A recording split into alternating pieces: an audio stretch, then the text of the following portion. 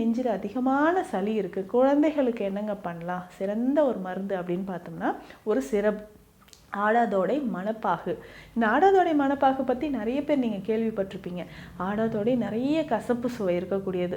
இது கஷாயமாகவும் நமக்கு கிடைக்குது, இல்லை மணப்பாகு மாதிரியும் கிடைக்குது. ஸோ கஷாயம் அப்படின்னு சொல்லும்பொழுது இந்த மூலிகையை போட்டு நல்லா கொதிக்க வச்சு நம்ம குடிச்சிட்டு வரணும். இது அடல்ட்ஸ் நம்ம எடுத்துக்கலாம், பெரியவர்கள் எடுத்துக்கலாம். கொஞ்சம் கசப்பாக இருக்கக்கூடியதான், ஆனால் பெஸ்ட் எக்ஸ்பர்டோரண்ட் அப்படின்னு சொல்லலாம்.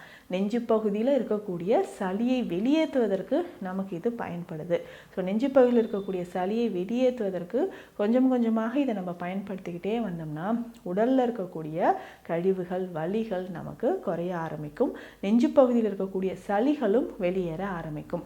இதுவே ஆடாதோடை மணப்பாகு சிரப் மாதிரி நம்ம குடிக்கணும் அப்படின்னா குழந்தைகளுக்கு இதை கொடுக்கலாம். ஒரு 5 ml எடுத்து ஒரு 20 ml வெந்நீரில் கலந்து ஒரு நாளைக்கு 2 வேளை. ஸோ இதை தொடர்ந்து இந்த மாதிரி நீங்கள் கொடுத்துக்கிட்டே வரும்பொழுது குழந்தைகளுக்கு நெஞ்சு பகுதியில் இருக்கக்கூடிய சளி கொஞ்சம் கொஞ்சமாக நமக்கு வெளியேற ஆரம்பிக்கும்.